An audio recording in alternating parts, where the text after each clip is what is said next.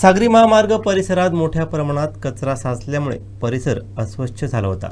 याची दखल घेत आरोग्य सभापती पूनम चव्हाण यांच्या माध्यमातून देऊळवाडा सागरी महामार्ग परिसरात विशेष स्वच्छता मोहीम राबवण्यात आली। पाहूयात।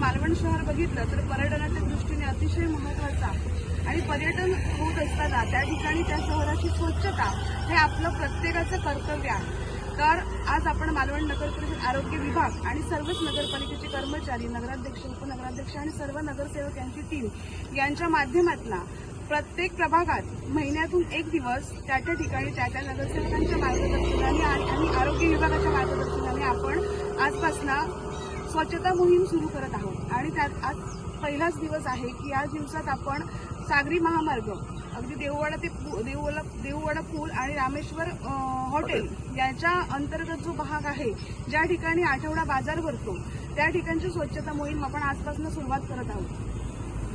मालवण शहरातल्या प्रत्येक नागरिकांना माझं असे आव्हान आहे की स्वतःचा कचरा ही स्वतःची जबाबदारी आहे आणि ती जबाबदारी आपण अशी दुसऱ्यावरती ढकलण्यापेक्षा स्वतः कचरा करताना विचार करून आपला कचरा आपण कशा पद्धतीनं त्याची विल्हेवाट लावायची हाही आपण प्रत्येकाने विचार केला पाहिजे। हे मालवण हे आपलं कुटुंब आहे, त्यामुळे ह्या पर्यटन स्थळात आपण आपलं ज्या पद्धतीने ते स्वच्छ ठेवणार आहोत आणि आपली प्रतिमा संपूर्ण सिंधुदुर्गात उमटवणार आहोत, त्यामुळे प्रत्येक नागरिकानं या आमच्या अभियानात सहभागी व्हावं असंही मी त्यांना आवाहन करते। त्यामुळे इथून पुढे प्रत्येक महिन्यात प्रत्येक प्रभागात अशा पद्धतीचं अभियान आपल्या मालवण नगर परिषद आरोग्य विभागाच्या मार्फत राबवलं जाणार आहे। आणि यावेळेला मी प्रत्येक नागरिकांना आवाहन करते की त्या प्रभागातल्या नागरिकांनी त्या स्वच्छता अभियानात सहभागी व्हावं।